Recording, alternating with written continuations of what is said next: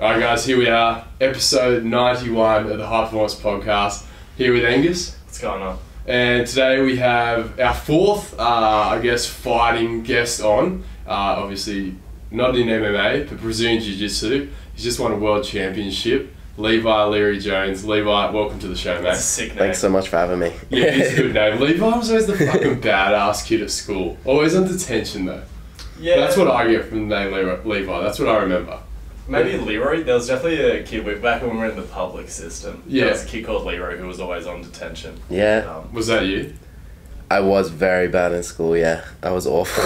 I feel like it's always those kids that have ADD, or like they're bad kids in school, always end up chilling out, but getting into like a contact sport or some sort of fighting sport. Is that how you got into Brazilian Jiu Jitsu? I guess you could say that. Yeah, for sure. I was actually, that's actually exactly how I got into it pretty much, because I was put in like a program called Links to Learning, which is basically just for like all the kids that just can't be fucked doing school, or like are just completely going against the whole schooling system. Which is a heap smart idea. Like, let's put all the crap kids in one spot so they can like feed off each other. That's definitely how you get them like back, because prison works really well like that. So it'll definitely work well with kids. Obviously, you found something else, thank God. Yeah, no, but so I was basically just in there with all my mates and just running a fucking mark. Pretty much, yeah. There was like, it was just like punch ups every day, like in the class, and everybody just I don't know, just doing whatever they wanted pretty much. But the teachers there, or the people that ran the program, they were really cool and they were really nice. And what they do is they basically just take us out of school for like a whole day. At that point I wasn't really going to school. You know, I was just like... What age? Is this high school or primary school? This is me about 14. Okay. Yeah. 14. At that age, like I said, I pretty much like wasn't really going to school. I would just go in and like mark my name off at recess and then just like bail. Were you you grew up in the eastern suburbs of Sydney? Were you in the classic private school system or? No, I went to a school called Rose Bay. Oh, it's just Rose Bay High? Yeah, Rose Bay High, which is like, it's one of the only public schools in like a large area of Sydney. You would feel pretty rare going to a public school in the eastern suburbs, because there's like some private schools. Yeah, man. Yeah. So there was for some, I don't know why that school. I don't want to give that school a bad rap. It's not. Yeah, it's not the best. Yeah, you said the teachers. There's like the students are the problem. I don't think that. Fucking renegades that came out of Cranbrook and got into some shit. Yeah. Heaps. Well, also, if I think there's one selective school down our way that just has a reputation for producing the biggest alcoholics. Oh yeah. Well, Angus and I are from Wollongong, so we grew up in Thurl. We went to Catholic schools. Yeah, true. So yeah, we know about that public school life. So then when did you get into it? Was it through this program sort of, like one of the things you able to do is Brazilian Jiu Jitsu or? Yeah, so one day they took us into like a MMA gym. Just to basically, I don't know, they took us out of school one day, they took us to this MMA gym. And I just really liked it from there. And then I started going to like a MMA gym at like 15, a bit after that. And then since like I wasn't really taking school seriously at all, I just kind of decided, hey, I'm just going to put everything into this. Had some spare energy from not doing all that homework. Yeah, and I left school completely, so I just stopped showing up one day and just started training full time. I was like, if I just do this all day, I'm going to get really good. And it worked out. Because how old are you now? 20? I just turned 21. I just turned 21, so you're still 6 years into it. Yeah, super young for the sport. It seems like a lot of people mature and you sort of come into your own starting at age 30 in MMA. Really, it's sort of. Would you say that's when most guys peak? I would actually say that. Yeah. 30 is like the new peak age. There's so much shit you gotta learn. Yeah. Yeah. Right. Yeah. Especially in jiu-jitsu, because jiu-jitsu is very much like an intelligent fight. Usually the person with like the best strategy, as well as in MMA, but especially with jiu-jitsu, like the person with the best strategy and like the best technical ability is going to win the fight. You bring that just a tiny bit to the edge. Yeah, that's it, man. Push the thing Yeah, no, all good, sorry. No worries. So yeah, you see that like a lot, guys, sometimes even up to like 38 still dominating the the game. Yeah, well, Daniel Cormier, he's like DC's 39. 39, and Yeah. who knows? He still could have a bit left in him. That Brock Lesnar fight, I feel sorry for him going up against him. For it. Someone made the best comment on the internet the other day. They were like, the scariest man on the planet is an obese dad. It's true, until Brock Lesnar. But then you wonder, how would DC go go fighting in the street? Like, I feel like it's different, right? Like, I don't know how much, I don't want to throw you under the bus, but have you, like, I don't know if you've had much experience street fighting versus, you're obviously very good in the gym and in a competitive context, but I feel like there's some, you know, there's more rules to sort of play with in the street, so who knows if DC's skill translate to a bar, let's say. A lot of fights going on in your I reckon DC would fuck anybody up in a bar. Yeah, I agree, especially if they're loose. What about Chandler Jones? Like, yeah, have you heard of, so John Jones, his brothers are in the NFL. Yeah. And John Jones has said that they still beat him up. So you can just imagine how much of the beast they are. Back to our question, were you sort of, when you say there was fighting going on in your classes at school, were you handing it to other kids or you weren't a part of that? No, I wasn't actually super, like, an aggressive kid or anything like that. You just didn't want to be there. Yeah, I wasn't, like, even too naughty. Like I mean like I wasn't very mean, you know. I had good relationships with a lot of the teachers. Some teachers loved me, some teachers like absolutely hated me though. But yeah, I decided like at a very early age that school wasn't for me, much before high school. Yeah. And I kind of like was very stubborn about that, you know what I mean? Like I was like, I'm not doing anything and that's just that. And it was stubborn, but yeah, it just wasn't for me. Were you straight out of there in year 10 or did you go right the way through to year 12? So, yeah, so after year 7, I wasn't really showing up to school much at all. I would, like I said, I would maybe like go in like a few days a week. I'd leave, like wouldn't go a couple days. Year 9, I would just like literally walk in, get my name marked off the roll call and walk out. And then, year 10, I just stopped showing up because you're not legally allowed to leave school at that age, right? Yeah, until you have a job. Yeah. It's you have to. I think it's year. You have to be 16 or something. Yeah, so you were just still technically attending it, but you would just be like, I'm out of here. Yeah, I had no idea how it happened because like I literally just didn't go for one whole year. I didn't show up to school for one whole year, and I passed into year 12. Yeah, that's fucking like weird. My friends like came and like they were like, Levi, look, because they came out and they handed out my timetable for year 12, and I was like, that is hilarious. Maybe one of your boys was just writing your name down or something, just putting an X. Unless there was a kid that looked like you and he just didn't want to attend school himself and he's signing off as you. Well, what I think happened was the public schools, they get money for each student from the government. You know what I mean? So they were getting like $1,000 for me just being there or more, you know. So there. I think they were just like, just let it slide, you know, like just sweet. So then year 12, you were starting to take things seriously. Was it always martial arts or was it just you started and then straight to Brazilian Jiu Jitsu? Yeah, so I started going to I signed up at an MMA gym around here called Igor MMA, and that was like an MMA gym, and from there I got really into like Muhammad Ali. I think that's kind of the person that gave me like that the desire to like compete in like a fighting sport, just because of how he like just because of that confidence that he had and like the way he like spoke things into like existence. I became like really fascinated by him, and I was like, man, I want to be like that. I want to be able to do like overcome things like he does. So I just really wanted to try fighting. So I got into boxing, and I was boxing for ages. Not ages, I mean like 6 months. And then... Ages when you're that young. yeah, pretty much. That's a good chunk of your life still. Yeah. And then I did like, just randomly, I just did a jiu-jitsu class at the gym. And I was like, oh my god, this is fucking like amazing. And then I just started just doing jiu-jitsu all day. And I was like, I'm going to fight in a jiu-jitsu competition. And then from there...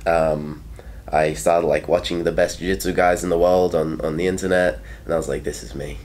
This is you. Jiu-Jitsu is a cool one, I feel like, when you first get exposed to it, because even without going to a boxing class, like, people have an eye, even though they can't throw a good punch, like, they can throw a punch and it resembles something close to what a boxer will do, like, visually, even though it's not that close. But then Jiu-Jitsu is just, like, such a different thing to what most kids are exposed to. I feel like that would be pretty exciting. Because you can get straight into the sparring aspect of it. Yeah, 100%. Like, obviously with boxing, you want to be able to do it, you know, but you can't because you just end up killing too many brain cells. So was that a big part of the attraction, that you could just like get more into it quicker? 100%, yeah. Because I was like sparring a bunch and I was coming home with like headaches and yeah, not good. Like not good. Not good at 16. Yeah. But yeah, that was 100%. I was like, this is so good. And then I got like inspired by the guys I actually train with now in New York. They're called the Meow Brothers. Paulo and Joao Meow, and they just had like this insane work ethic. Like they worked harder than anybody else in the world. They're really like unassuming looking, but like they would train like 8 hours a day every day or something. But just because they train so much, they could just destroy everybody. What, just straight rolling? They would like drilling, rolling, like everything. But yeah, they're savages. Like now I train with them like every day, but like they're like the guys who inspired me to start just from that work ethic. So they kind of like taught me how to get good at things, you know? It came from them. It was like really simple and it just made so much sense to me. It was like, if you just train more than anybody else, you're just going to be like the best in the world, you know? Especially in something like Jiu-Jitsu where there's so many different situations that come up, and like if you've just been rolling more than other people and if you've been in that situation before and they haven't, that must be such an advantage. Yeah, man. Yeah, totally. So when did you start getting pretty good at competing? Like were you just killing people straight away, or? No, the first two competitions I fought in Australia, I lost fighting like was first round getting subbed. Fighting in the juvenile division, I didn't get subbed. I never got subbed, but like I fought really hard, but I just lost. I lost to the same kid twice. Oh, gee. Developing a beef. Are you beating him now?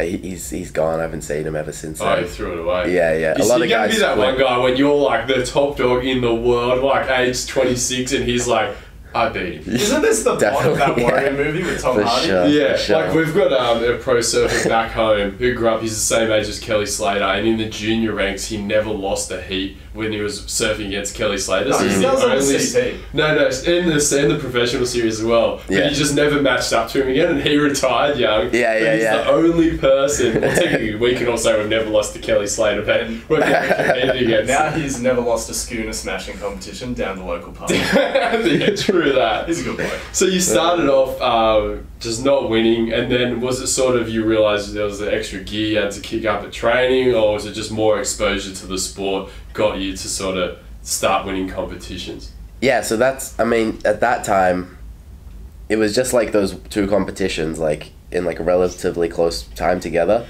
After that, I started like training even more. So I was just training like as much as I possibly could. So at that time, I think I was training more than anybody else. I was definitely training more than anybody else, like a lot more than anybody else in my divisions. So then I just started winning like everything in Australia, in the juvenile and in the blue belt. But is this gi or no gi? Gi. Okay. Gi. This is mostly gi. But then when I went overseas, it was like a completely different ball game. You know, the level overseas is so different to like the level just in Australia. So that took me a while. That's when I started like going out. I started training at like these places. Started training in New York just to like get that good training, to get that good guidance and that good exposure. And now, you know, just in the last couple of years, I've started to win internationally. How is Australia? So obviously there's like the other countries just being more popular for longer. Is there like a little bit of a bubble rising up in Australia, or are you a bit of a lone wolf here dominating the international scene? No, there's definitely a bubble, man. Is that in the eastern suburbs? Is there a lot of MMA stuff going on, or Jiu-Jitsu stuff around there, or is it sort of just scattered throughout Australia? Yeah, definitely not. I mean, like, mostly it's all happening in Melbourne, you know, so... Yeah, Craig Stevens. Craig Jones. Craig Jones. That's he's killing it, man. He's killing it. Like in the no-gi scene, especially. Like he's completely blown up in the last couple years. Well, one of my mates, Ethan Thomas, we're friends with his older brother, JT, Jordan Thomas. He got second in that Oz sub only comp a few weekends ago. Was that a 70-minute match? It was a 70-minute match, and he weighed 78, and the other guy was 90. And I was like, can you imagine? Like, I've wrestled a mate for 5 minutes, and I have no idea what I was doing. I was fucking sore for 2 days. I can't imagine how sore you'd be for that. And then you're wrestling, or going at jiu-jitsu for 8 hours a day some days. No. That was just, like, my body aches thinking about it. It's funny you mentioned that. I was actually training with the guy that won that. Okay. Like the day after. The day after he was just back on the mat. What, just like rolling? No, man. He was pretty messed up. But like, yeah, we trained after that. I would hope so. Because I was up. Yeah, I would hope so. 70 minutes. Yeah, man. He was wrecked.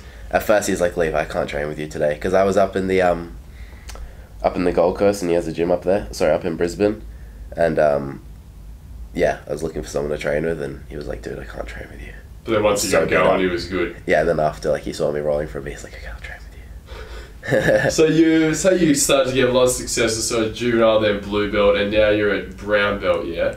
Now I'm black belt. Okay, so now you're black belt. So I just finished the brown belt season, yeah. Yeah, can you explain the categories to us and how it works at a international level? Because back at a gym that Angus and I used to work at, there were like a lot of belts, and I struggled to see, like I saw the difference in how good they were, but then I look at you as a brown belt competing on the international stage and thinking of some of those guys as brown belts, and I just think you destroy them because they would be getting choked out by people on a sort of, even in the New South Wales scene. And then like a white belt world champion, because that's also a thing, right? Like that's kind of a hard concept to wrap my head around. Now there's no more white belt world champion. Okay, I think that's good. So you've got to be doing it for at least, 2 years sort of thing? But man, like, put it this way, like if you have a blue belt world champion, or let's say you have a purple belt world champion, a lot of purple belt world champions, or not a lot, but there have been a lot of purple belt world champions that go on to like 2 years later win the black belt world championship.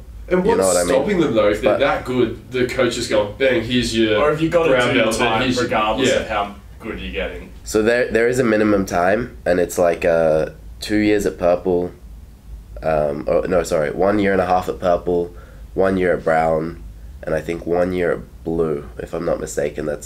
That's right. If you're showing up a fair bit, I'm guessing. That's the minimum time. And you've still got to be a lot really of people, good. like a hobbyist that just trains like a few times a week, that could take like 8 or 7 to usually like 8 to 10 years to get their black belt. A guy training all day, that it's his life, putting everything he has into it, will probably get it like quicker. But yeah, that's the minimum time. A blue belt world champion is fucking, like a blue belt IBJJF world champion is really, really good, So he could probably contend in the black belt category and maybe get a few scalps. But it depends, yeah. But it's just like he will destroy. He will experience. A blue belt world champion will destroy most black belts. Not black belts at the highest level, not high level black belts, obviously, but a blue belt world champion will take out like, because he's obviously he or she is probably just a freak and just applying themselves to it to the fullest extent. Yeah, man. It's whereas there might be guys that have been doing it for 12 years, sort of half-hearted, and they're black belts. Yeah, it's simple, right? Like energy in equals energy out. So whoever's putting the most into it's gonna, come out on top. Yeah. What's the situation with so you said the IBJJ, that's the most legit federation? Because some of the sports that I'm into, the federations are a complete shit show. It's really hard to compare people across federations. So obviously you've got no-gi and gi being the two main sort of things in the grappling scene. Is there one fed that's like the premium no-gi scene and then one federation that's the premium gi scene, or is it more complicated than that? That's kind of it. It's kind of getting very complicated right now because jiu-jitsu's at this kind of crossroad in terms of promotions and who's gonna be like the leading organization in like 5 years time from now. Someone's got to throw some cash down. Exactly. So the guys in the UAE, like Abu Dhabi, they have a federation called the UAE JJF. they're putting down like the most money overall at the moment. And how much money are we talking for competitions? I mean, they're doing just like a lot of competitions frequently, but I think they pay like, I think the World Pro, it's not even much. I think the World Pro, you're getting like 20 grand. So they're still having to work as a coach, those guys, or whatever they do for a job. I think a lot of jiu-jitsu guys make money from, right now, from either doing seminars or endorsements or, just whatever. Prize money as well. But the thing is, in jiu-jitsu, a lot of guys are fighting like every weekend, you know, and you can fight every weekend and you can be making no concussions. Ideally. Exactly, yeah. You can be fighting every weekend and you can fight every weekend for money. Yeah. You know?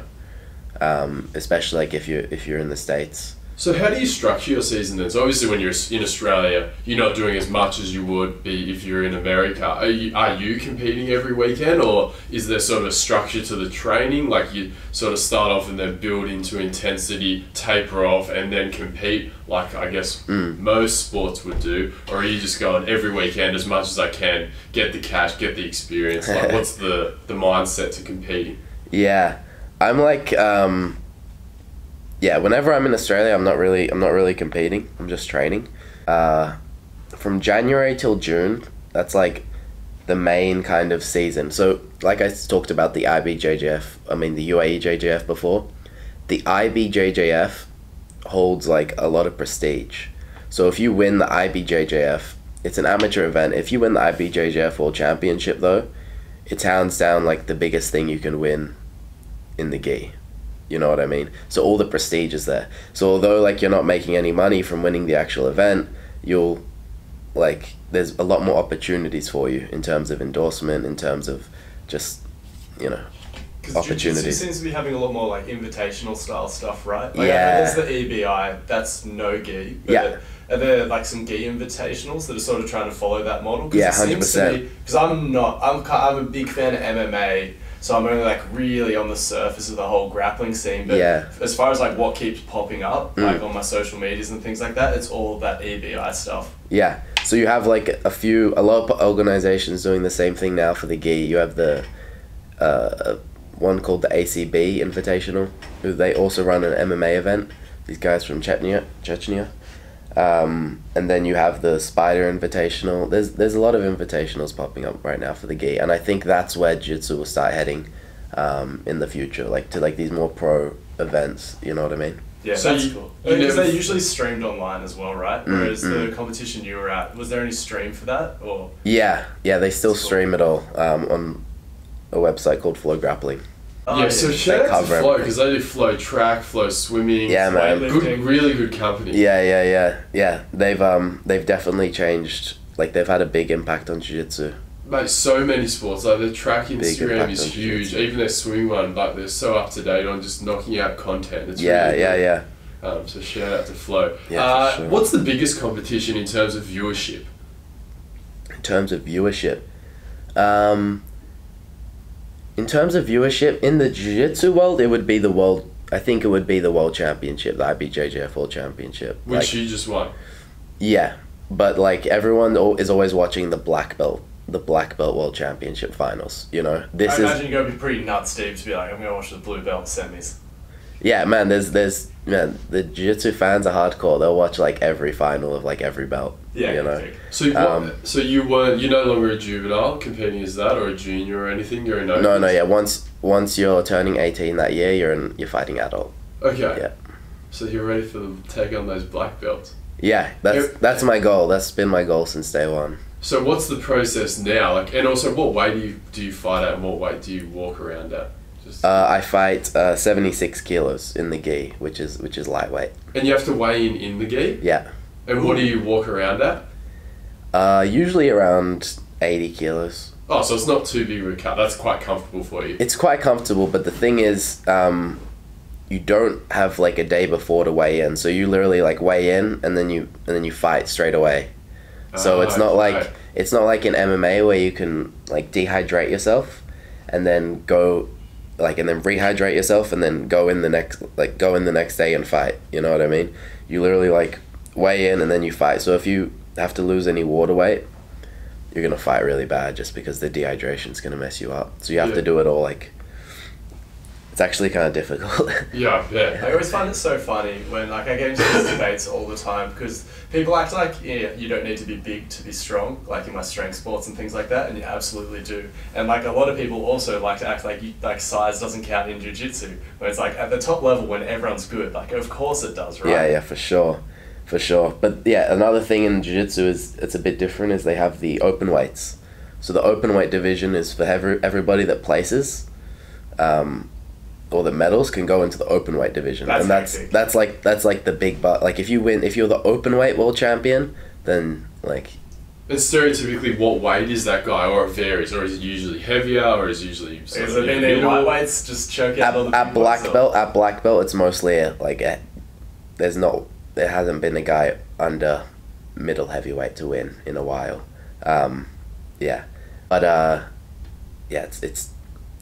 At black belt. At brown belt, there's been like some light guys. So the guy I was talking about before, the Meow brothers, one of the brothers, his name's Paulo Meow. He won the absolute division as a light featherweight. What weight's that? Like under 70? That's under 60.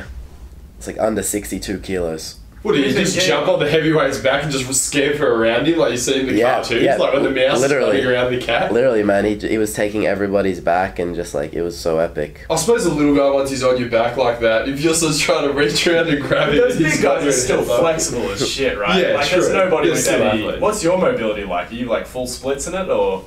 I'm close to the full splits, the sideways ones. And is this something like a drill you have to be flexible in jiu-jitsu? A lot of mobilities. Yeah. A lot of mobility. Yeah, just stretching a lot. It's kind of, it's important in jiu-jitsu. Is that something that separates like kind of the average grappler who's quite experienced from like a top level guy, just having that leg dexterity? Because everyone's got pretty good articulation with their arms, but then having that high level of articulation with your legs must be such an advantage. Yeah, man.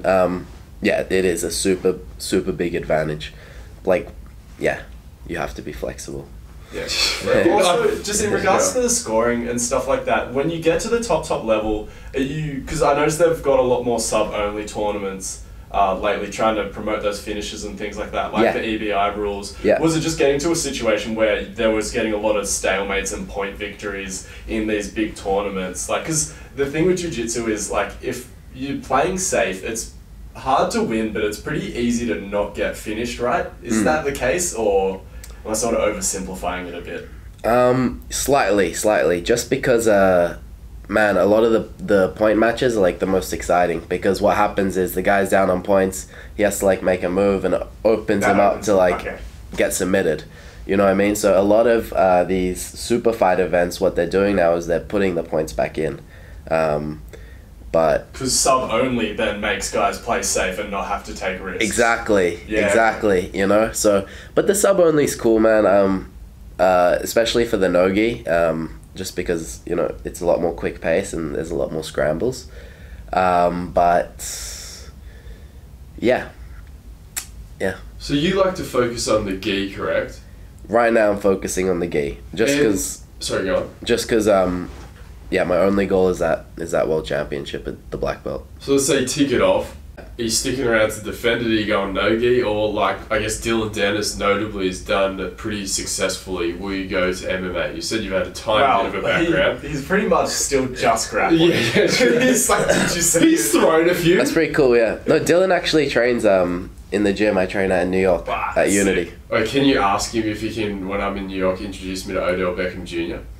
Because they're mates. I mean, he's my number one favourite athlete of all time. Yeah, mad. Yeah, sweet, maybe. If he's there, maybe. for sure. Look, you don't have to now. I'm just stirring you, but if you could, though. OBJ is such a pain in the ass to grapple. Do you hate grappling lanky guys? Like, is there a particular build you come up against? Hold on, we're going to find out if he's going. What's the plan? So give us the rundown. What's the plan? So what are we you get about? that world championship Oh, in yeah, black belt. What's the plan after that? Or you'll get there first and see what opportunities you're given. Yeah, that's kind of what I'm thinking about now. I'm thinking about like probably boycotting the IBJJF, and just either, I don't know, man. I want to. I just want to be fighting on those super fights and stuff after that. Well, I suppose it's one of those things where you get to that position, and then it can be like, for example, John Jones. He can't find the UFC at the moment. He's just done a Brazilian Jiu Jitsu competition, or I think that was a few months ago. Is that something you would like to do? And then from there, you could probably get a bit more fame in the mixed martial arts community and take that route. That's something I reckon would be sick. Yeah, I have no idea, man, to be honest. Like, after that, who knows? But yeah, I could possibly try MMA. I could try it. But you're not that keen, or you don't know? How do you feel about getting punched in the head? No, it's getting head kicked and elbow that sucks, right? It's full on. But I think I would like to experience it one time, just like the intensity of it, like just sit down on your butt and just scoot at the guy. Yeah, probably. I'd probably full guard. Just full guard straight away. Who in the, so let's say UFC would probably fight at 155, Khabib and McGregor. How do you think you'd stack up against those guys in just straight Brazilian Jiu-Jitsu? In straight Brazilian You'd Jiu-Jitsu? choke the shit out of McGregor, wouldn't you? Come on. I don't know how good he is. His best boys with Dennis, so you might know some shit now. Yeah, I reckon. I think for sure I would have to say I could beat them, right? But I mean, that's pretty hubris. I'm not very modest by nature, so like if you say anyone, I'll probably say I'd beat them. But that's what you got. You go back to New York, and obviously Dylan's probably been helping McGregor train for Khabib, and just go, wait, would I choke out McGregor? Get him to text it to you, and then screenshot it, send it to us. You don't even have to say you sent it to us. We'll promote it. Surely guys like that, you'd still be walking on eggshells around McGregor, right? Like you don't want to choke it too hard. You don't want to cross his beautiful face. Dylan just sees so many opportunities. His arm bar, he's like, I'll just fold his arm back the other way so he can have this opportunity. Do you hear? Does Dylan talk about any stories about McGregor or any other guys that he's sort of helped out and sparred with? I kind of always do want to ask like Dylan like about like his stories with McGregor. Probably trying to but like I'm trying like but usually I'm just like nah, he probably gets asked those questions like so much. I'll just like won't ask him. I'd ask him where he's making all this fucking money to afford all the Gucci and Supreme and everything that he wears. Also, his mum people fucked. Yeah. You can't comment. So it was the only, on his Instagram, was the only photo he disabled the comments for. Because I went on, I was like, fuck, hot older girlfriend, and then I was like, that's his mum. Read the caption. Yeah, Dylan Dennis, good looking man, you can kind of see where it comes from. I'm sure he does well. I'm sure he wouldn't be worried about people. Anyway, let's just fucking get off this. Let's move on. I want to know who else you're training with over there. Anyone else notable? So you have the Meow brothers. You have the coach of the gym, the guy who runs everything. His name's Murilo Santana, and this guy's like just, man, I'd say he's like the best in the world for sure. I'd say he's like the greatest jiu-jitsu fighter of all time. Yeah, he's just insane. I'm not sure. I think he's around mid-30s. I think his age is kind of a mystery. You can't find it anyway. But do you get a couple of gym heroes in this sport where like they've never been that into the competitive scene, but you just hear stories from the gym where they're just like screwing everyone? Or is it most people who are good, they will go compete? Most people that are good will go compete, but I mean like everybody that rolls with Murilo is just like, oh my god, like what the fuck just happened to me? So you reckon he's that much of a wizard, Angus? Angus has done maybe, how many times have you rolled? Oh man, I used to show up 2 times a week for about 6 months, and then I pulled guard on someone, rolled over one of my toes, popped it out, and never went back. So you reckon he got hold of Angus and I trained us up and come back and win these rounds? Open back, because like everyone was for sure. Belts. Like everyone was pretty new to it, so I would just like get on the YouTube and just look up these big like cheese submissions, like you know how you can just like when people don't know what's going on, myself included, but like you know like how you can just like do shit with your gi and just like choke them out with that, like you pull your shirt out and just like wrap it around their neck and then sneak off to the side. Yeah, that's what's so fun about it, man. There's so many ways to do it. Is that what you enjoy most about the gi? Like there's a few more options because it also slows you down a little bit, right? Because you can just like that too. Is that just fucked? What are you nipple cribbing someone? No, well they can grab your pajama sleeves. Which is just like, you don't have to have that great a grip strength to hang on to someone's pajama sleeves, right? Or is it, how do you deal with that annoying stuff? Oh man, that's just like, yeah, that's a deep rabbit hole. You know what I mean? That just comes down to like timing and like waving your hands and stuff like this. But yeah, it's I like the gi because I think you do, Matt. Nogi's awesome too. I think I like the fact that I have more options in the gi, you know, and I think in the gi as well, your like body positioning plays like a big role. Like if you come out of position in the gi, the guy on top like will capitalize. Like So it's more like the guy will like in the gi. yeah, the guy will capitalize, and if you make a mistake, the guy like will for sure like capitalize on that mistake, and you'll end up in a bad position. In no-gi, sometimes if you come out of position, the guy might go to capitalize, but it's harder for him to secure the position. You know what I mean? That's my take on it. But I still train no-gi like all the time. Like I do enjoy it a lot. It's just I'm just focusing more on the gi now. There is so much to think about, and even you saying about the gi versus no gi and how much more you can do with the gi, you would absolutely destroy McGregor if you were to fight you in a gi. In the just gi. for that. Oh, in the gi, yeah. It wouldn't even be a contest. Well, because it seems like you can be a little bit more sneaky around with chokes and stuff, because you just gotta go for collars versus like getting your whole arm around someone's neck. Yeah, it's more about getting into a good position. Can you take in the your gi. belt off and use that as a weapon? No, I wish. That'd be sick. So it's one of those things like, say your gi comes undone, that's a bad thing because then the guy who you're versing has a bit more to work with, or it's sort of mainly just sleeves and collars that make the difference? That's a good question, because yeah, definitely a lot of the guys, like this one guy called Keenan Cornelius, who's just basically invented all these positions and all these like moves just using like the end of the lapel. Like he grabs the end of the lapel lapel, and like he wraps his foot up in it, and he's got all this crazy stuff. He calls it like the worm guard.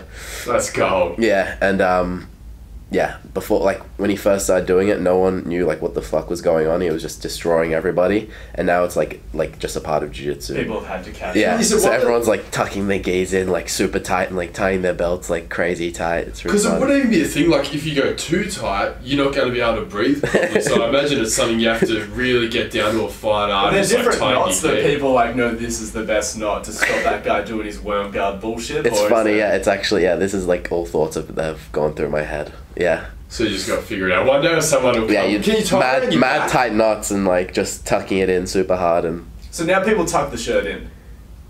the gi? Yeah. Yeah, you always tuck it into the belt, but... Oh, but no, I was thinking into the pants. I was like, Yeah. Oh, no, you're not allowed to do that. Can you You're not allowed tie to it do that. behind your back? The belt? Yeah. Maybe. Can you get like a real long belt and like go round the shoulders, round the waist, round the back, back No. round the shoulders, like over one arm, under the fucking leg, like the hardest you get when you go rock climbing? And like, alright, fucking get me now. You're in like a suit. surely that's just like more options for them to fuck you up. Just like cut your circulation. Yeah, from behind, reefing it back in your nuts, and you're just like getting bled out. Have you ever just seen like a particularly big cheese at a tournament where you're like, what the fuck is that? Yeah, what's the craziest submission you've done and that you've seen? Where you were like, oh, this is some absolute magic. Fuck, that's a good question. I don't know. We've got a couple. We'll put it together. We'll come up for a nice cheese strategy for Yeah, it, so you that's can really good. mess up the sport. Yeah, I haven't. Oh man, people get put to sleep all the time. They're just like, probably like the most bullshit choke in jiu-jitsu is like this, like baseball bat choke that people go for from like under side control. So like they're in a shit position. They like grab like your lapel like this, and they just like try to give you your like give you their back. Googling Yeah, something. I'm Googling. I'm Googling baseball chokes. So I can say. So guys, if you're listening, go and Google YouTube. Sorry, the baseball choke. Yeah, I'm gonna look this up. and so you pretty much, it's just like really annoying because like you're fucking the guy up and like you've got him in side control, and but yeah, you should know how to defend that. But if someone gets you in that, you're like, just fuck, like what the It's a fuck? bit of, you Gotta come have into your those gym and videos. you get shamed by everyone for getting caught in that. Yeah. Okay, so alright, so you're on top. You put the neck in the throat and then sort of. No, that's No, the that's guy the baseball from the choke bottom gets from him. the baseball choke Oh. from top is sick. Alright, here we go. So we got The base. baseball choke from bottom is Oh, just look, absolute I don't bullshit. give it. Everyone has to do an explanation. Like we just want to see it on YouTube. It's ridiculous. Yeah, this guy's from the top. My hand is under here. Nah, you gotta see the No, you gotta bottom. see from the bottom. You wanna see this guy fuck up the other guy. Type in like a baseball choke from the back or something. Scissor my Do you have like a hands signature outward and move, like a choke. go-to? Like, you know how like Ortega? Are you a Brian Ortega fan? I don't know who that is. You don't watch much UFC? Man. I have heard that name before. Got a fanboy I have out. heard that name before. He's well, he's kind of just notorious just for like jumping on guys and just getting an arm around the neck. Do you have like a go-to that you just feel you're very, very comfortable with, or do you try not to have that one go-to submission because guys will see you come and be like, all right, we know what Levi's up to? I attack the back a lot, so I end up always getting like going. Most of my submissions is like from the back. I like to use the bow and arrow choke, which is just it's pretty standard choke. It's like it's pretty high percentage as well. You just like grab the lapel and then unhook the leg, and you can finish the guy. Arm golf to the side. There's so many jokes. Yeah. I'll never forget when I was wrestling my mate Michael Jordan. I'll fucking call him out again. So we're up the coast and I'm wrestling away, and I thought the only move, because I also got Ryan Caulfield with this at Liftmas one year. I've actually finished, and Wade died. Actually, I'm really making a joke. So I'm just out there wrestling my mates. People I know I can beat, basically. And I thought I was armbarring them, but my hip was driving their elbow trying to snap it. So I just have no idea what I'm doing, but somehow finishing my mates. And then when we interviewed Tyson Pedro, I was like, can you put me in an armbar for this photo? And it was like his feet were around my neck, his hips were up there, and he was doing it completely different. I was like, how the fuck did those guys tap? And I'm doing this whack armbar. I'm doing it right. He was just like adding a whole new level to it. Yeah, it was like triangling it while explain the armbar. armbar. Alright, for our listeners, let's say get in a bit of trouble down the pub. Here's Levi Leary Jones, two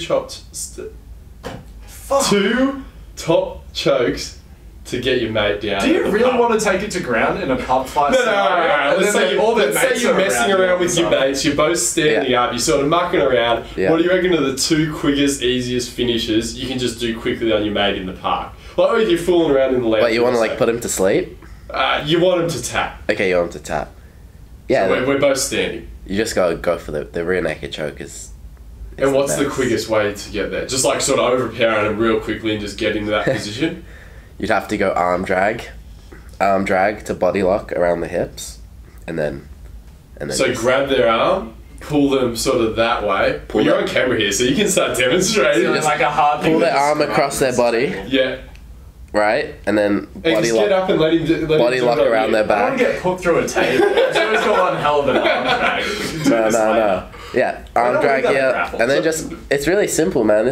Everyone knows this one, right? Yeah. Just grab your bicep, put this one behind their head, and then you just pull your elbow like into your stomach and like crunch over them, and yeah. And just finish it. Yes. When they tap, keep going. Yes. And then next.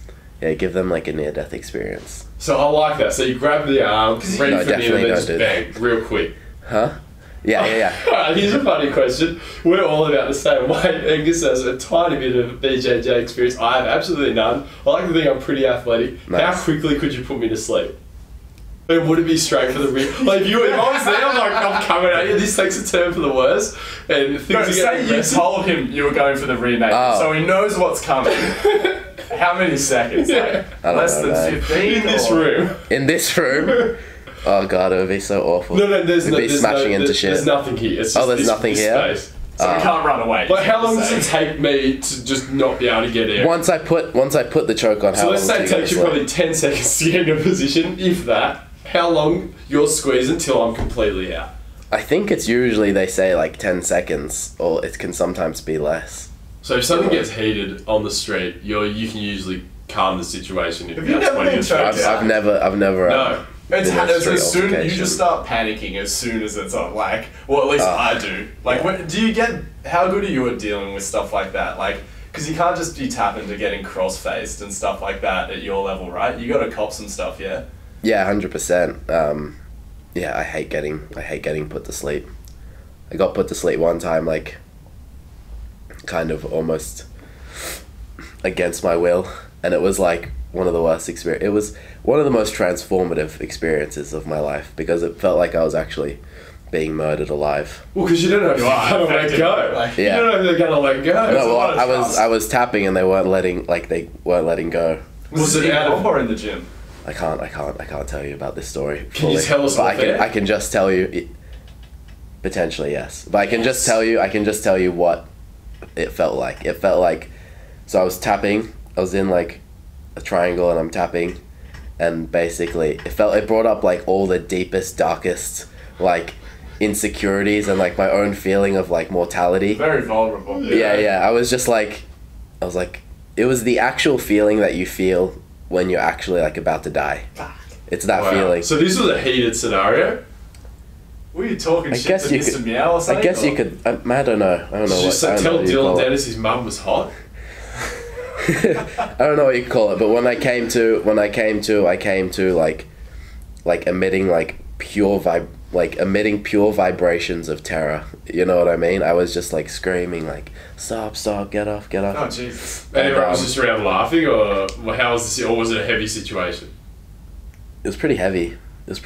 But yeah, after that it was, I felt like a different person almost, because I felt like I'd been like reborn or something. Like, did you get handed your black belt after that? Oh, no, did you get handed a high belt after that? You're like, alright, you've seen some shit, here's your reward. Maybe. But I remember even for me, like, I never copped anything like that brutal in the gym, but I'd go to bed, because I always used to do an evening class or something like that, and I'd just be laying in bed going like, like when you've been to the beach catching shores, you feel yourself rolling around in bed. Calm yourself down after it. Yeah. What are some other crazy scenarios like you've been in? Like, alright, let me rephrase it. What are some other scenarios where you've been finished and you're like, oh, that was not fun?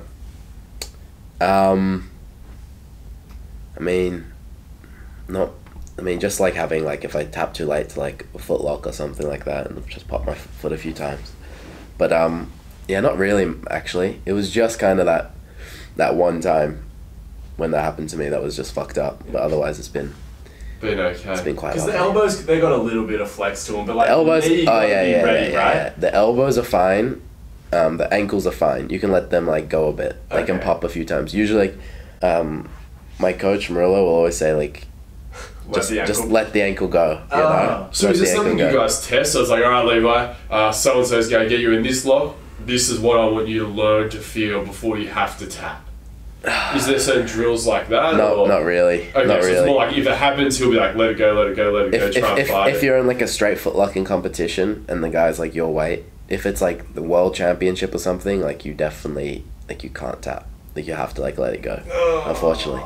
But it's up to you, really. But most guys, a lot of guys like won't tap to a straight footlock. And what are some injuries? Unless it's like a heavier guy.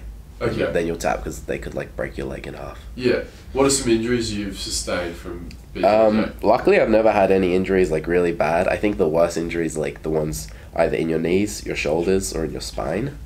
I haven't had any of those. Or like the twister stuff? That's just getting stacked or hurt, like slipping a disc or something. That shit. Is it mainly just the cervical, like the necks and stuff that get beat up just from like can openers and stuff? Like that seems like it'd be pretty uncomfortable and bad for your long term. Usually it's like when you're getting like stacked on your neck. A lot of times you can mess your neck up like that. But yeah, I've never had anything bad. I've broken my hand and I've torn ligaments in my feet a bunch of times. Standard stuff. Yeah. But nothing ever like that's put me out of training for like 6 months or something. What's to do with all that flying shit? Anyone ever tried to pull some flying bullshit on you in comp? Yes. Fuck yes. Is that just annoying, or do you kind of love it when they just go all in like that? Be like, alright, I'm gonna fuck this guy up. Because that's kind of, if you don't get the flying shit, you're screwed, right? I had to learn the hard way, because I used to like, when I was playing guard, I used to like reach my hand above my head a lot. And I got flying triangled, like, I got flying armbarred twice. In like consecutively? No, like in one season. So like, it was like 2016 Nogi season. And it was the semi-finals of the Nogi World Championship.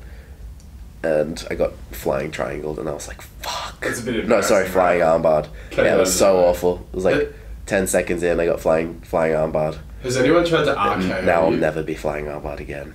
Has anyone ever tried to RKO you? What's that? Randy K-on? What's that? The RKO, let me pull this up. I don't know if that's possible. Are there guys that are sort of known for going for that, or is it like you don't want to be known as the guy who always goes for the flying shit because people are like just hanging back? It's pretty sick. I want to get better at it.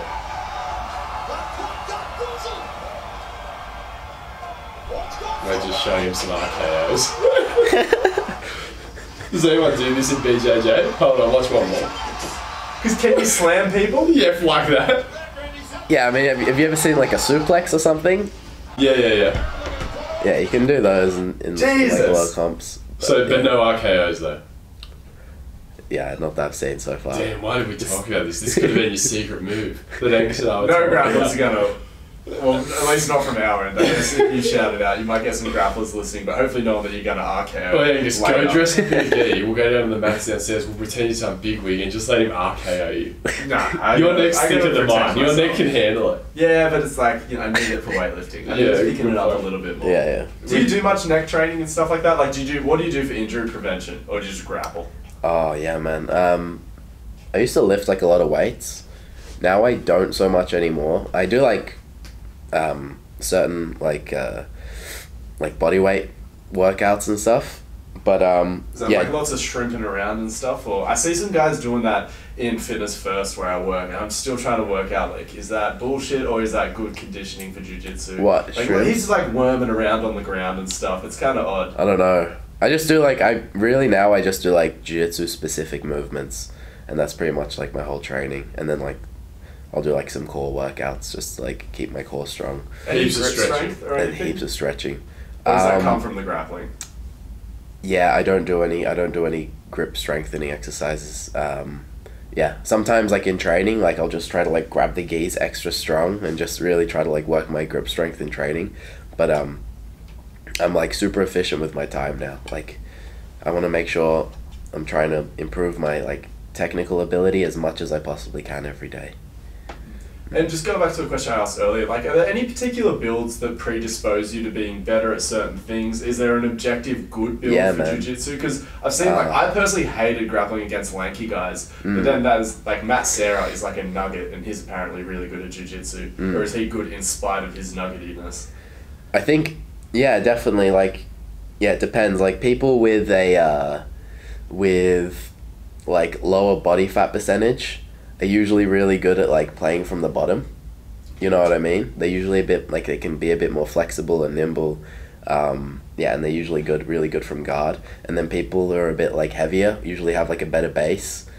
But, yeah, there's so many factors that come into, like, what your style's gonna be like. Even from, like, your feet, I think. Like, some people, like, drive off their foot a certain way, like, even when they walk. And that can, like, determine, like, how good their passing pressure will be. Jeez. Yeah. Yeah, that's something I've noticed. But yeah, man, there's so many different factors that come into like what your style will be, and that's why it's so cool. You know, it comes into like what kind of your style kind of represents like what your personality is like, and then what your body type is like. It's kind of cool. No, that's very interesting. It's been very Makes interesting. me want to I feel grapple. like I just don't want to blow out my knees. I need them for weightlifting. yeah, that's the thing. Everyone sounds all fun and games like when we're speaking to the athletes that do it, but then we go remember like the effort they put into it. Of course they love it, so they're going to make it sound as pleasing as possible. But when Angus and I used to work in a gym that was pretty much in a warehouse, and in summer when it was 42 degrees, probably 45 degrees in there, and Yeah, they're bro, geese screw the geese. sweating on each Right. other in the mats, and I'm like, no, thank you. Like just like sweating on each other, Man. just like in each other's eyeballs. You have no idea what Unity is like, dude. Unity Jiu-Jitsu is like fucking insane. Where's that? It will literally be like Oh, sorry. I thought you meant as in like you don't know unity Unity until with you your put boys it on when there, you're sweat, sweating. drink it out or something. I'm like, what is this chat? But unity is a gym. no, sorry, yeah. Unity Jiu-Jitsu is the gym I train out of in New York. And it's sweaty. It's pretty insane. Like the humidity, we have a humidity reader on the wall, and sometimes in the summer that will go up to like 97%. Fuck that noise. It will be like literally raining from the ceiling. That is like my Oh. ass crack on a 40-degree day. That's Yeah, what man. the equivalent of that would be. And it's getting so hot in there that guys are going into the showers in between rounds, having a shower in their gi, and then coming back out, and like you're having a shower in your gi. As well. You're having a shower in your gi, and then like you're coming out and rolling, and no one can tell the difference that like you've just had a shower in your gi. That's That's gross. that's Watch how out for sweaty it staph, is. everyone. Yeah, what's the deal with personal hygiene? Like, so one, has anyone ever been kicked out of a gym you've been in for having shit personal hygiene? And then, like, how many days out from a high-level match do you stop showering just to fuck the other guy up? Like, you're not spraying deodorant in between rounds. Screw that. If they're not going to, I'm not going to. Or But can the you- thing is, they're can all you healthy. chat beforehand No, you don't and be wanna like, get let's sick. both spray down so there's no bullshit. Just smash a garlic pizza and 8 beers the night before to help you fucking cut weight, dehydrate yourself so you're stinky. Yeah, man. Hygiene is important in jiu-jitsu, dude. Like, you gotta really fucking be on that shit, you know? But can you get like carded in a match for being stinky? Yeah, you can't fight if they think like Cool. That's good. you smell bad, they won't let you fight, or if they see like you have an infection, they won't let you fight. You've got like a gi that you've been grappling in for months on end, and you've just had it stowed away in the backpack, ready for the fight. Nah. It's like crispy. No, you want to look good, bro. You want to look good. Yeah, true. gotta Why look don't good you out have the bleach blonde hair? That was Yeah. a look that was going hard for a bit. Got to bring the frosty tips back, bro. You gotta bring it back or not? What's the next look? I don't know. I'm gonna Dude, play. I'm you gonna straight mullet. Yeah. Gotta get mullet. That'd be sick. Yeah, Cool. that's actually a good idea.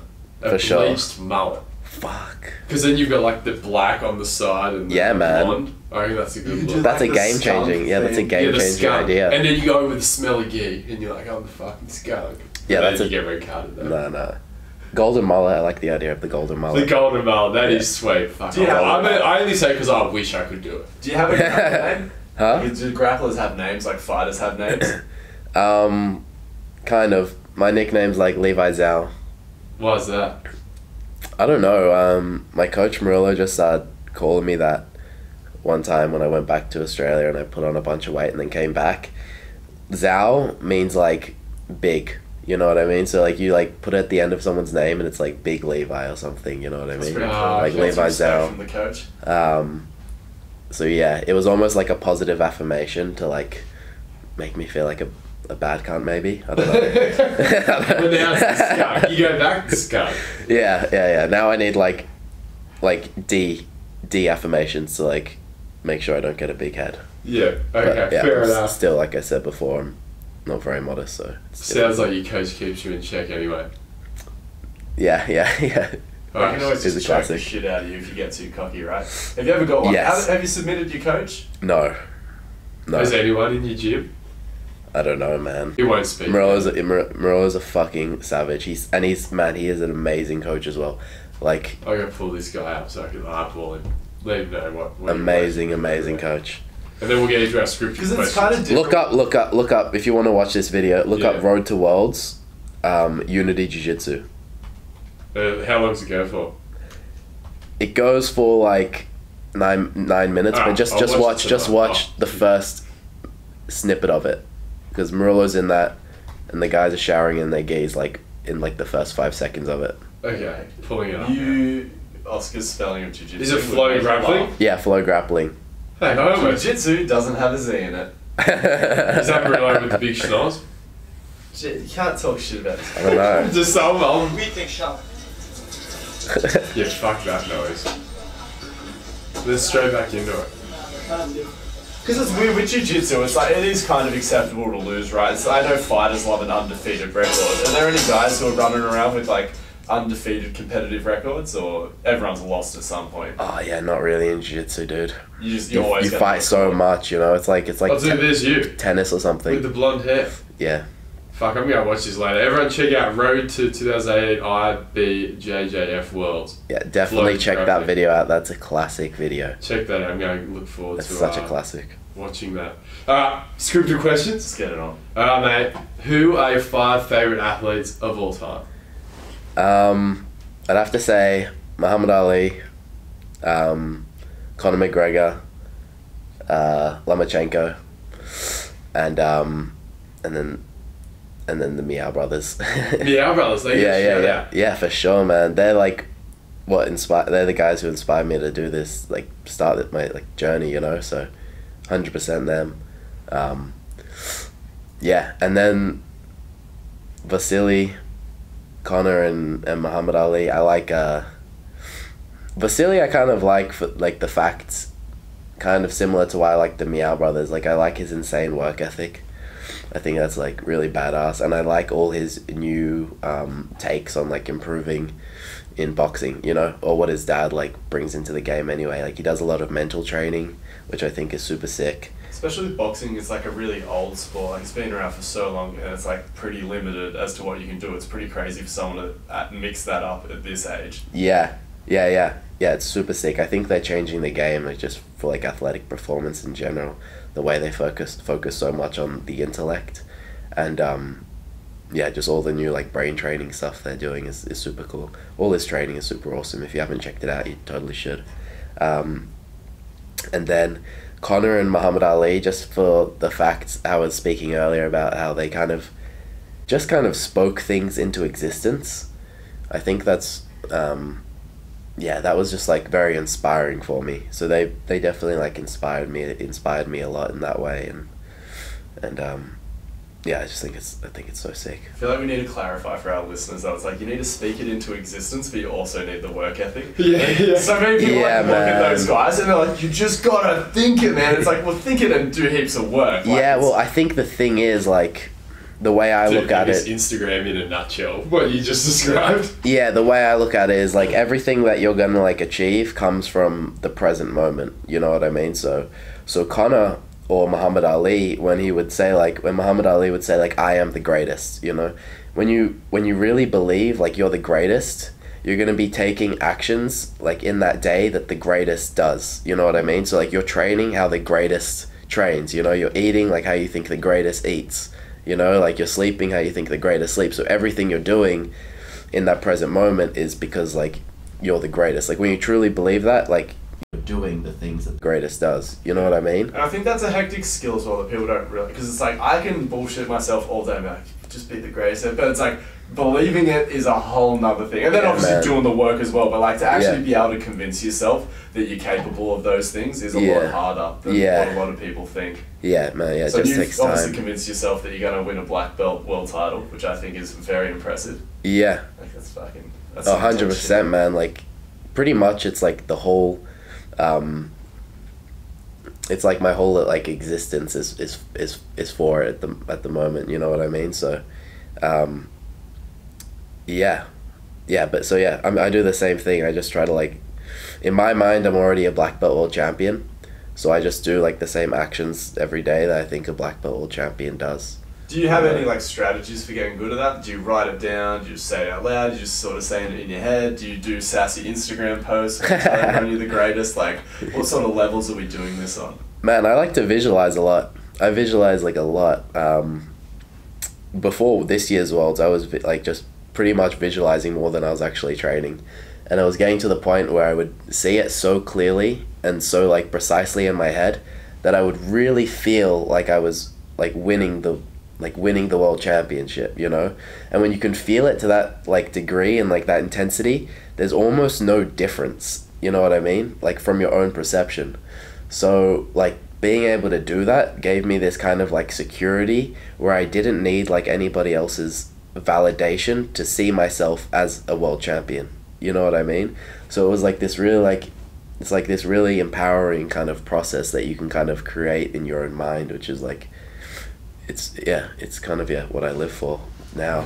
Visualization is something very interesting to me because anytime I get into it, like I'm still trying to dunk. I've been trying for about 8 months, and anytime I try and visualize me dunking, it just goes to like Homer Simpson thinking about dunking. And another thing of visualization is they say that so people who always think worst case scenario are better off when worst case scenario comes because they think about it. So like our mum is like always thinking worst case scenario. So I think if it came to, it's like she's visualized it. She's like, this is exactly what I do. Whereas if you're a sort of happy-go-lucky person, you're fucked when it's worst case scenario. It's interesting like talking about visualization because like I said, it's something that there's a lot of levels I can't do it. Yeah, there's definitely I feel like anything. certain things in life, it's better than for other things. Like I always felt it was particularly helpful for surfing and weightlifting, but then other sports I've tried, I just like. But yeah, this is the difference, man. Like I'm like not visualizing to win, you know, like in the moment, like I'm doing it just because like I enjoy doing it, you know what I mean? Like I'm visualizing because like when I'm winning the world championship in my mind, it literally feels like I've actually just won the world championship, you know what I mean? So in my mind, like I'm actually winning the world championship. That'd be surreal then when you do put one away. Like that's just... Yeah, it's insane. It's like it's just the same feeling, you know? So I think that's really cool. I'm all about it, man. I'm all about that shit. Mate, you're all about it. And I'll tell you what, you're all about New York. Our next question might involve New York. There's a lot of rappers that are based out of Brooklyn. Oh, yeah? Our next question, who is a rap artist you would have rap about you and what would they say? Who would have rap about me? Yeah. In New York? It could be any rapper in the world. I was just referencing. Oh man, that's a sick question. I don't know, man. Shit. What's on the playlist right now? Yeah, what's on the playlist? Listen to it. Yeah, listen to a bit of rap. I like all the guys from. I like 6ix9ine. 6ix9ine? Yeah. That's a lot of hate. Yeah. Have He we had does. anyone mention 6ix9ine yet? No, but I think it's an interesting topic. Like, Yeah, I like is he a 6ix9ine. mumble rapper? No, I think He's it's clear, broken right? out of that now. Like, no one's So really... you can understand him. Yeah, you can sing a hook. Yeah. Is 6ix9ine white? He's He's like ethnically Portuguese or ambiguous. something. Portuguese, I don't okay. know. I don't know. Maybe. So it's fair. What would he say?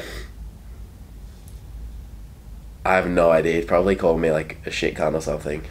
He's So like- you want him to have a go at you? I know. I just want him to like just kind of like aggressively like maybe just yell at me. So he's rapping at you. Yeah. He's so he's essentially your coach rapping about you, and he's trying to cut you down. I'd find that most interesting. I don't think I'd want any rapper like glorifying me. That would just Is they make me good feel at diss uncomfortable. tracks? Okay, that's interesting. You know what I So he's mean? dissing you to like pump you up. Yeah, maybe. Yeah, exactly. Okay, Yeah. so that's an interesting spin on it because Angus and I, we haven't had anyone say that yet. So it's good to get another. This is why I like this question because we I have feel like so many that's a more different appropriate answers. take on it. Or maybe Because like- if a rapper ever called me out, I'd be like, "Fuck yeah, I'm someone," you know. Yeah. Yeah. Like that would really validate me. Yeah, man. Nah, I'd feel super uncomfortable if Jay-Z just started glorifying me. I'd be like, why are you doing that? He's like, he's really good. Celebrities come down to that gym because obviously it's a very high caliber, one of the highest caliber gyms. And it's a pretty to train cool out sport of. right now. Yeah, Any yeah. celebrities come down and say, hey, I'm gonna fucking have a roll around with the boys. McGregor came in once. Really? And you met him? Yeah. I wasn't there that day. Damn. Who else? That's pretty much it. That's it. I So mean- it's not like the boxing gyms in Maybe LA more. where someone will roll in Hollywood and they'll Frank be training for Grillo a just movie or bloody something. comes in. Yeah.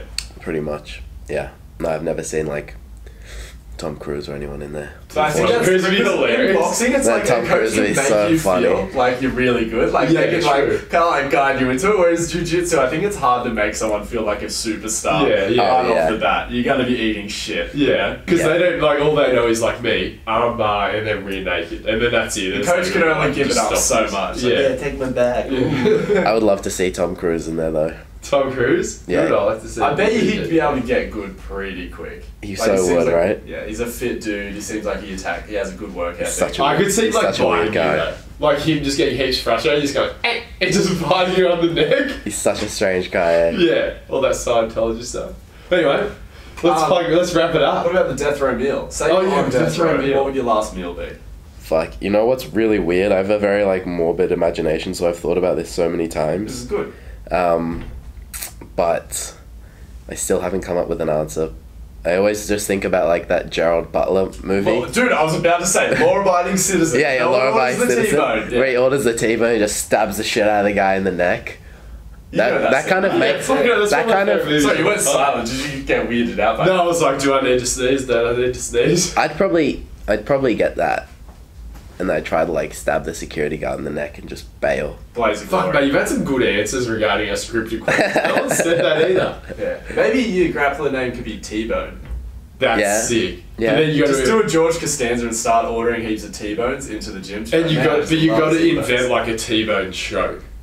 Oh. Oh, That would be sick. What would the T-bone be? I feel like it'd have to be some sort of. Can you? It's like arms out, like Because yeah, you can crucifix people in grappling, but then how do you finish? oh yeah, the crucifix. Yeah, you can crucifix someone Can and you just like choke them. keep pulling and then they'll like it'll be almost like a double armbar? Yeah, you totally can. Yeah, Okay. the crucifix. But yeah, I'll figure it out. Some, I'll and let you just guys need to know. add a little twist on that, and then we've got Dude, the my T-bone. I'll my let you guys nickname know, and yeah. submission would be the Titanic. When he's like holding her like that, and I'd figure out some sort of move like that to like rip their arms. Shit, he's good.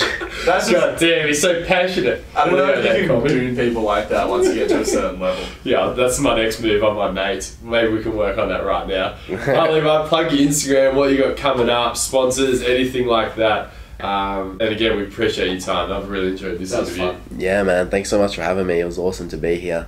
First podcast ever, so it was pretty sick. Nice, mate. Awesome. Yeah, my Instagram is Levi Zhao JJ, and yeah, sponsors Bros Fight, Shout out to Precision Athletica and Unity Jiu Jitsu. And